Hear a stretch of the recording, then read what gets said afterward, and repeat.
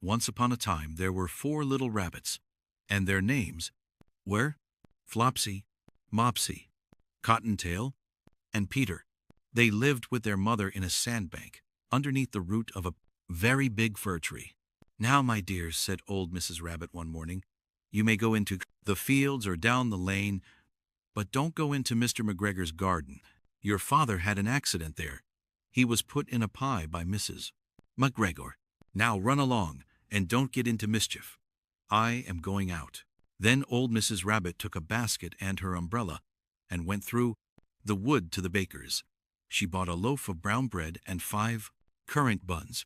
Flopsy, Mopsy, and Cottontail, who were good little bunnies, went down the lane to gather blackberries. But Peter, who was very naughty, ran straight away to Mr. McGregor's garden and squeezed under the gate. First he ate some lettuces and some French beans, and then he ate some radishes, and then, feeling rather sick, he went to look for some parsley. But round the end of a cucumber frame, whom should he meet but Mr. McGregor, small for Mr. McGregor, and he was tired of running after Peter. He went back to his work. Peter sat down to rest. He was out of breath and trembling with fright, and he had not the least idea which way to go. Also, he was very damp with sitting in that can.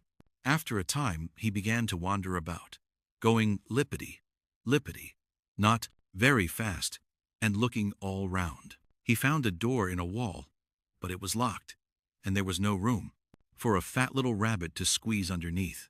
An old mouse was running in and out over the stone doorstep, carrying peas and beans to her family in the wood.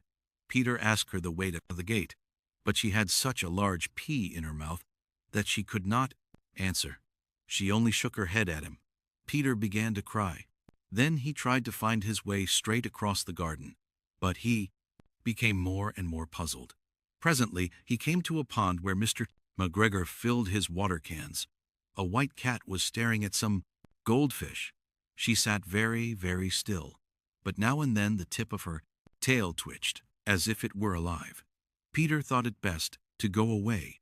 Without speaking to her, he had heard about cats from his cousin, little Benjamin Bunny. He went back towards the tool shed, but suddenly, quite close to him, he heard the noise of a hoe. Scrrr, rich, scratch, scratch, scritch. Peter scuttered underneath the bushes, but presently, as nothing happened, he came out and climbed upon a wheelbarrow and peeped over.